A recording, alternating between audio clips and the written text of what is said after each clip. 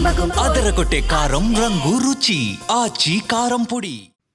కేటీఆర్ గారు రేవంత్ రెడ్డి గారితో ఫుట్బాల్ ఆడాలని, మీరు కూడా మెస్సీలా ఫీల్ అవుదామని ఏదో ఆలోచించి రేవంత్ రెడ్డి గారు ఎవరితో ఫుట్బాల్ ఆడతాడో నాకు తెలియదు, కానీ నేనైతే రేవంత్ రెడ్డి గారితో ఫుట్బాల్ ఆడతా అని తహతాలాడిపోతున్నట్టుగా కనపడ్డది. రేవంత్ రెడ్డి గారు మీతో ఫుట్బాల్ ఆడరు. ఆల్రెడీ రేవంత్ రెడ్డి గారు మిమ్మల్ని ఆడుకుంటూనే ఉండు. దేంట్లో ఆడుకుంటుండు? రాజకీయాలు ఆడుకుంటుండు. రేవంత్ రెడ్డి రాజకీయాలకు మీ రాజకీయాలకు ఉన్న తేడా తెలంగాణ ప్రజలకి వాళ్ళు చెప్పదలుచుకున్నా. రేవంత్ రెడ్డి గారు ఇండిపెండెంట్ గా ఒక జెడ్పీటీసీ అభ్యర్థిగా ఏ పార్టీ సింబల్ లేకుండా, ఏ ఫ్యామిలీ మెంబర్ రాజకీయాలలో ఆయనకు ఆశీర్వాదం లేకుండా, వాళ్ళ కుటుంబంలో ఏ గాడ్ ఫాదర్ లేకుండా రాజకీయాలకు ఎంటర్ అయి అతి స్వల్ప సమయంలో రాష్ట్రానికి ముఖ్యమంత్రి అయిండు. నీ మాదిరిగా డైరెక్ట్ పారాషూట్ లో అమెరికా నుంచి డైరెక్ట్ సిరిసిల్లకు రాలే. ఎందుకంటే డాడీ పిలిచిండని వచ్చి ఇక్కడ ఉన్నటువంటి నాయకులను కాదని అక్కడ 100 ఓట్లతోటి గెలిచి నువ్వు నాయకుని ఎదిగి ఇప్పుడు రేవంత్ రెడ్డి గారితో ఫుట్బాల్ ఆడతా, రేవంత్ రెడ్డి నా ముందు నథింగ్, నేను వర్కింగ్ ప్రెసిడెంట్ గా శిఖరాన్ని చేరుకున్నా.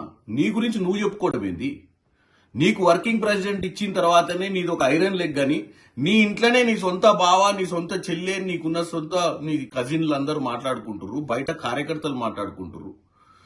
నీ పుణ్యాననే ఈరోజు కేసీఆర్ గారు ఫామ్ హౌస్ పాలైపోయిండు, రాష్ట్ర రాజకీయాలలో క్రియాశీలకంగా లేకుండా పోయిండు.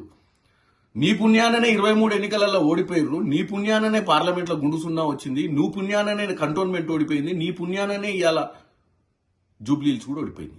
ఇంకేం ఆడుకుంటావు నువ్వు? నువ్వు ఆడాల్సింది రాజకీయమే సరిగ్గా ఆడతలేవు, నువ్వు ఫుట్బాల్ ఆడేదేంది? నేను ఒక్కటే చెప్తున్నా కేటీఆర్ గారు, రేవంత్ రెడ్డి గారు ఏదైతే సమిట్, తెలంగాణ రైజింగ్ సమిట్ దిశగా ముందుకు పోతున్న సమయంలో మీకు ఫ్రస్ట్రేషన్ పెరిగినట్టుకుంది. ఎందుకంటే తెలంగాణ ప్రజలు మొన్న జరిగినటువంటి గ్రామ పంచాయతీ ఎన్నికలలో కూడా మీరు అనుకున్న విధంగా కాకుండా కాంగ్రెస్ పార్టీ బలపరిచిన అభ్యర్థులకు పట్టం కట్టడంతో మీ రాజకీయ భవిష్యత్ ఖతమైందనే ఆలోచన మీకు వచ్చింది.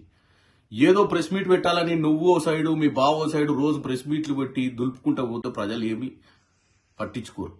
ఎస్, మేము ఇవ్వాల్సిన గ్యారంటీలు ఇస్తున్నాం, ఇంకా ఇవ్వాల్సినవి కూడా ఇస్తాం. దానికోసమే ఈ రోజు వీలైనంత మటుకు తిప్పల పడుతున్నాం. దానికోసమే 50 సార్లు ఢిల్లీకి పోయి మంత్రుల్ని కలుస్తున్నాం. బీజేపీ నాయకులను ఎందుకు కలుస్తున్నాం? మీ నాయన మాదిరిగా నియంత పాలన చేసి 10 ఏళ్ల పాలనల మీరు రాష్ట్రాన్ని అప్పుల పాలు చేసినట్టు మేము చేయదలుచుకోలేదు.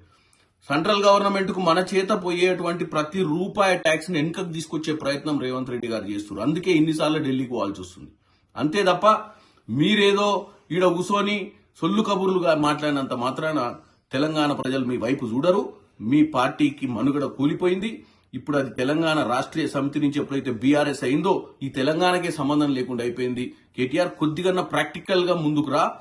నీ గురించి నువ్వు గొప్పలు చెప్పుకోవాల్సిన పరిస్థితి తెచ్చుకోకు.